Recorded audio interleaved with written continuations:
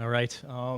Word of warning, I'm getting over a cold, so I'm really hoping that my voice lasts the entire thing, so I'll try to keep this short. And also, full disclosure, right now, I'm a little bit high on the tussin, and it turns out, I just learned this right before coming here, that you're not supposed to mix cold medicine with whiskey. I didn't know that. But that train has sailed, so we're gonna make the best of it. I'm Adam Grossman. I work for a tiny little two-person company called Dark Sky. We make weather prediction software. We have an iOS app called Dark Sky. We have a weather API for other developers. And we make, more recently, a weather website called Forecast. It's forecast.io. If you want to give us heartburn, you can call it Forecastio. And it looks like this on the desktop. And on mobile, it looks more like this. That's the iPhone version. And we really tried hard to make the mobile experience feel like a native app. So you save it to your home screen. In fact, we require it, and that's a very controversial decision. It lives on your home screen. It's got a little icon. It fits in with all the other apps. And you launch it, and you get something that looks like a native app. And when you slide between views, it's a nice smooth animation. And we've even got a nice smoothly animating radar map. And the reason we did this, and I don't recommend it for all apps, but the reason we did this is because if you want a weather app on your phone, and you've got your phone, you're out, and you want to access the weather, the last thing you want to do, right, is open your web browser, navigate to some weather website, enter your location, and wait for it to load. You just want to launch an app and get the weather. So if we had gone the more traditional route, I think a lot of people just wouldn't use it. So that's the reason why we did it. Now, a lot of ink has been spilt on the topic of mobile web UI performance. And the bigger picture question of, what's the future of mobile? Is it native apps or is it the mobile web? And more recently, the question has been, why are mobile web apps so crummy compared to native apps? And they are, if you take the average mobile web app and you compare it to the average native app, it doesn't perform as well. And of course, there are always exceptions. And if you do some Googling, the general consensus, if there is such a thing on the web, is that web apps are slow because JavaScript is slow. There was a great article, great blog post put out by a guy named Drew Crawford and called Why Mobile Web Apps Are Slow. And he did a comparison. He showed benchmarks of JavaScript versus native code. And he found, of course, that especially on mobile, JavaScript is way slower than native code. And his conclusion is that web apps can't compete with native apps because they're written in JavaScript, and JavaScript has to compete with, on iOS, Objective-C, which is nice and fast. On Android, it's generally Java. Even BlackBerry, presumably Fortran. And all of these are fast, and JavaScript is comparatively much slower, and that's why mobile web apps are slow. This is not true. Web apps are not slow and crummy because JavaScript is slow, and the reason is really simple.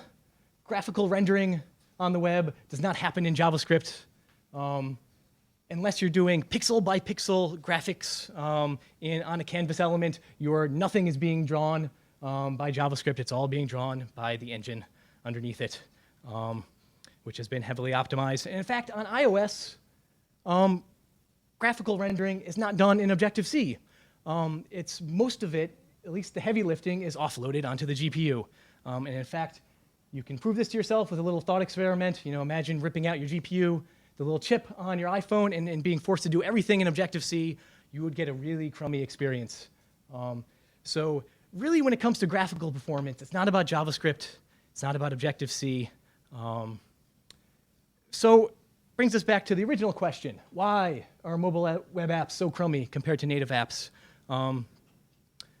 And to answer this question, I think I have to stop and give you the 2 rules for how to create performant mobile web apps. There's only 2 rules you need to know, and you only need to know these 2 rules and nothing else. So you might want to grab a pen.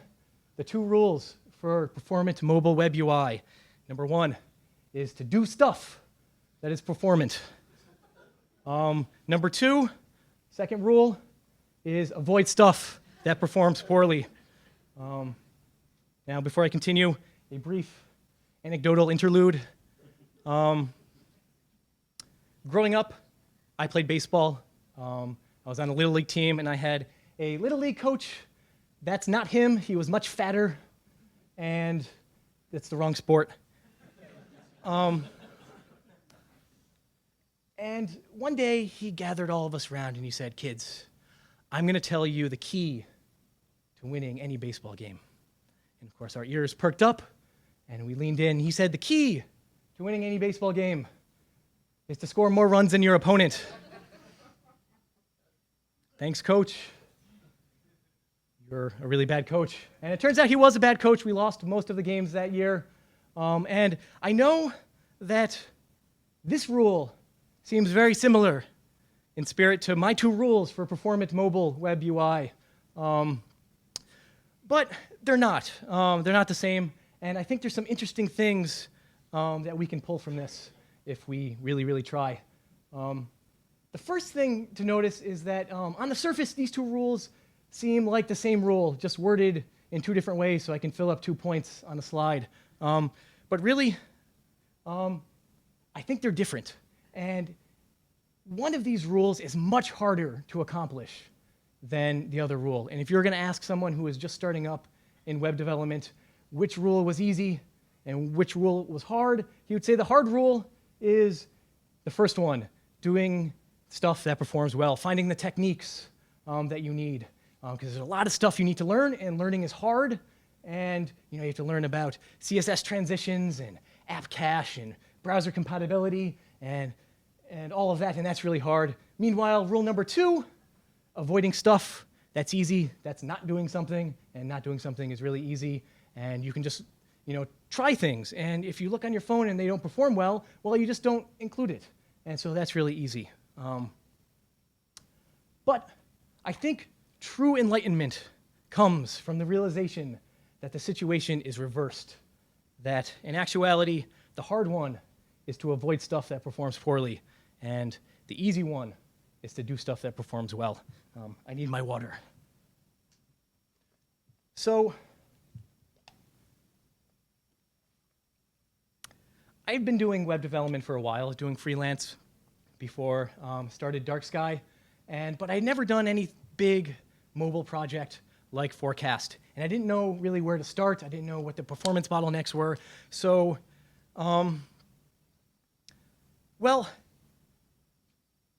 what I did was I went to Google and I asked Google, "Hey Google, how do I make smooth animations in mobile web apps?" And Google said, "Hey, here's some links you might like to read." And there's a whole bunch of them. And the first thing you learn is that if you're going to make mobile animations that are performant, you should use CSS transitions and transforms because they're hardware accelerated and they're fast. So I went back to Google and I said, "Tell me about CSS transforms and transitions." And it worked even though I spelled transitions wrong. And suddenly, in a weekend, I was able to make my animations fast and performant on my iPhone. So then I went on to the next thing. I asked Google about touch events. And it told me about touch events, how to capture the event when your finger touches the phone. And suddenly my smooth animations were interactive. You can interact with them. And then I got excited and I went on and I asked Google about app cache. It is this thing I'd heard about. I always heard that it was tough and confusing, but you ask Google about it and it gives you the links, the blog posts that you need to know. And the app cache is something that, it tells the browser to cache the app so that next time you go to it, you don't have to pull in all of the HTML and JavaScript. And suddenly, your interactive, smooth animations now loads quickly. And finally, you want to make it into an app that you save to your home screen. So you ask Google, how do I save mobile apps to the home screen? Because that would be really awesome. And it tells you about meta tags that you can include in your page. It's really easy. And when you include those meta tags, they, the Chrome disappears, the back button and what have you, and you now have an app that fills the screen. And you also find about meta tags for specifying icons. So in very little work, in about 2 weekends of Googling, it's not tough. In 2 weekends, you can have, an app that lives on your home screen, has an icon. And when you launch the icon, you get an app in full screen, and it's performant, and it's great. And suddenly, the New York Times is asking you to give presentations. And I think that was the body from someone else. That's not my body. So learning the techniques that perform well is actually pretty straightforward. It doesn't take that long, especially if you're already a web developer. And we like to think that web development is difficult, because it's our jobs, it's our livelihoods.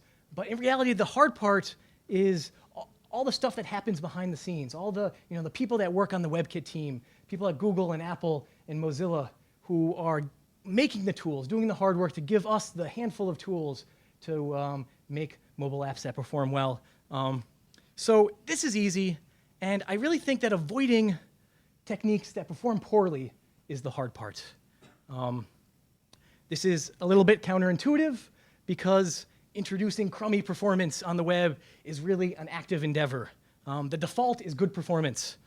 So one of my favorite mobile websites is Wikipedia, and this is one of the only content-heavy sites where I actually prefer their mobile site over their desktop site on my phone. And it performs beautifully. I think the most complicated thing on the site is an autocomplete in the search, but they don't try to do anything fancy, and because of that, they get great performance. It scrolls beautifully. When you click on a subheading that's collapsed, it just appears, and no jittery animations, and because there aren't any animations. So really, good performance is the default. And when you come across crummy websites, it's because someone is actively making it crummy, and that's a very perplexing thing. One example is I was reading a blog, and it had a mobile interface, and I was scrolling through it, and vertically, and as you're apt to do because your thumb is on a weird swivel, I couldn't scroll perfectly up and down, and I managed to go a little bit sideways, and all of a sudden this red semicircle appeared, and it had this chunky, animated, kind of bitty, disgusting loading screen. The UI froze up, and then a new blog post loaded. And it was because someone tried to get fancy with a swiping gesture to load up new blog posts, and it failed miserably. And this is someone who was not heeding rule number 2. Another example is on the ESPN site. I just saw this, where you get a main headline, and then you get a one sub-story in a more link. And when you click that more link, it comes up, and you get more articles. And when you do that, it is this chunky, horrible animation that's a few frames a second. And doing this in a way that is smooth takes no extra work than doing it in a way that's not smooth. This is a major website, and they failed to heed rule number 2. There are design examples of this too. Anytime you see content that spills over, or nav that spills over your content, it's someone who's actively incorporated crummy design. My favorite example is this website. You go here, and I kind of exaggerated it by putting it in landscape, but you have browser Chrome on the top and the bottom, and then they've introduced a header and a footer that's always there, fixed positioning. And I don't understand the share links. It's as if you're going to get halfway through the article, and you just can't wait to share it on Twitter. So it's there, and again, so it's not just performance in terms of making smooth animations. It's also the design too. And this is someone actively making the design worse by doing this. The rest of the site looks really nice, but this one aspect. So why do we do it? If it's an active thing, it seems like it should be really easy to avoid. And it seems to be a bigger problem on the mobile web than in native apps. And why is that? I think this rule, avoid stuff that performs poorly, I think the key difference between native apps and mobile web apps is that this rule is really easy to break on the web, and it's really hard to break when you make native apps. So what do I mean by this? On the web, you're given all sorts of ways to do things. And generally, the way that you've learned them when you're just making static content is not the way you should do things when you're trying to make dynamic animations that perform well. So one example is, say you make a static page and you want to position something absolutely. So you give it a CSS position absolute, and you set its top and left attributes, and you put it somewhere. And now say you want to make it dynamic, you want to animate it. I think the first thing we all do is we load up jQuery, and we animate the top and left attributes in jQuery. And when you try it, historically, that has given really poor performance on mobile. You should really be using CSS transitions. Meanwhile, on native apps, and this is especially true in iOS, as far as native apps go, I'm only an iOS developer, but I imagine this is true on Android. Apple makes it really hard to do things that perform poorly. Apple gives you UI kit and core animation, and there's all sorts of juicy things you can do with this, and you can't find anything in there that performs poorly. If you try to break it and try to do these things, it's really hard to do that because Apple has it locked down, and they only give you tools that perform well. And one big example of this is it is possible to make, of course, iOS apps that don't perform well. And the biggest way to do this is to do custom drawing operations. And so in the iOS world, there are things called UI views. And UI views, you can think of them as divs in the HTML world. They're just generic rectangle containers that you can put stuff in. And you can implement an optional method on them called drawRect. It's optional. You usually don't want to use it, but when you implement it, it turns a UI view into essentially a canvas element where you can do canvas drawing to it. And actually, the syntax is very similar to the syntax for canvas drawing, presumably because Canvas was originally developed by Apple. So Apple cares so much about you not using this that they'll actually put this optional method. When you go into Xcode and you create a file, they'll put this method here. They'll comment it out, and in the comment, they tell you not to use it. And I think the only reason they actually put this here is so that they could tell you that it adversely affects performance. And so I think this is the biggest difference between the native world and the web world, is that it's really hard to break this rule. So where do we go from here? How do we avoid making crummy web apps? I think the biggest thing, more so than on native apps, is discipline. We need to take great care that we don't introduce poor performance. Some things to watch out for are, well, the biggest thing to watch out for, and this is something that I fall for all the time, is falling in love with a bad idea. So maybe you have an idea. Presumably, the person who made that blog post with the really awful swiping, he fell in love with the idea of swiping to get back and forth between blog posts. For me, it's been a lot of things. I wanted to implement a thing in Forecast for deleting saved locations, where when you click the delete button, the thing jumps up, crinkles up, gets thrown away into a trash bin, and fades out. And this is, it's really seductive to fall in love with an idea. And when you test it, it'll often work because you're testing it in a environment that's not a real-world environment. And it turns out when you actually implement it, when it's actually interacting with other things on the page, sometimes it fails. And if you fall in love with a bad idea, it's sometimes really hard to let it go, and it stays in. And sometimes you don't listen when your friends try to talk you out of it. And they say that idea is no good for you, and that's fine. Experiment, fool around a little bit. We're young, but don't settle down too easily if it turns out that the idea turns out to be no good for you. I don't know why I used this picture of an example of a couple that's no good for each other. They look really happy. And if one of them decides to change their hair before the other. Another thing to avoid is, of course, designer-developer disconnect. And this is true tends to be true at larger organizations where you have a designer designing something or a team of designers and they hand it down to developers. And time was, you could design something in Photoshop because websites were static and developers could implement it. And sometimes they had to do disgusting things like chop it up into a grid of images and use tables. But it worked. But now, especially on the mobile web, Websites are dynamic, they're animated, and it's really hard to design for that, especially in Photoshop. So designers may have these great ideas for how to do things, how to interact with things, and when it comes time to actually develop them, it doesn't work.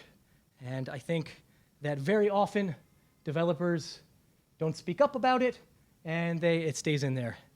So I think the way to avoid this is to really, developers take ownership in any design work and any app that you're working on. I don't know any organization where a developer couldn't go back to the designers and even back to management and say, this was a great idea, but it turns out when we actually implement it, it doesn't work. So there needs to be this cyclical process of development. Another thing to avoid is one platform preference. I am an iPhone guy. I love my iPhone. I will never switch to Android. I have a bunch of Android phones, and I never use them. I have a Firefox OS device, and I really want the Firefox OS device to be great, but it's not that great, and so I'm really about iOS, and this is to the severe detriment of Forecast because it works way better on iOS than it does on Android. So this is something to avoid, and this is the lesson I need to learn, but I haven't. I can put it in a slide.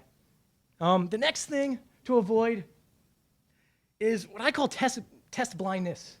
And when you develop an app, as you progress in development, you're constantly using it, you're constantly interacting with it, you're loading it on your phone, and pretty soon you learn how to avoid interacting with it in a way that breaks it.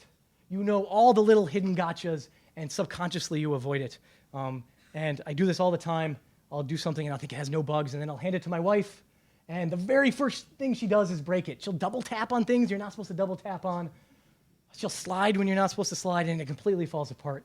And so the way I know that I'm falling for test blindness is when I show a new app to someone new on my phone, and instead of handing it to them, I load it up and I show it to them, and I show them how I'm interacting with it. Isn't this a great thing? And I don't hand over my phone. And I've seen other developers do this too when they're working on something, especially when it's in beta. And if you're afraid to hand over your phone, if you try to show people it by you interacting with it, then you're probably succumbing to test blindness. So these are the things to avoid, and there's lots of other things to avoid. But it really boils down to this. The only way that we're going to compete with native apps is through unflinching diligence to keep crumminess out of our apps. Native app developers have it easy. They got it by default, but we have to spend every waking minute that we're developing a mobile web app and make sure that that crumminess doesn't get introduced, because once it's there, it's really hard to get rid of it. Thank you. One quick thing. I do have one anecdotal postscript that has nothing to do with the mobile web app UI performance. I had one slide in here where I was going to talk about how web development is so easy that you could teach my grandmother to do it. So here's my grandmother, presumably rocking out in BBEdit, listening to 5x5 podcasts. Actually, this is not my grandmother. I had to do a Google image search for old ladies on a computer, and there's a lot of images of old ladies on computers. But one really strange phenomenon is even more than there are old ladies on computers, there are a bunch of old ladies smoking cigars. I don't understand this phenomenon. It's all over. The web is filled with old ladies smoking cigars. This one's my favorite. It's inexplicable, and this may be the Robitussin talking, but I love that we live in a world where such a thing is possible. Thank you.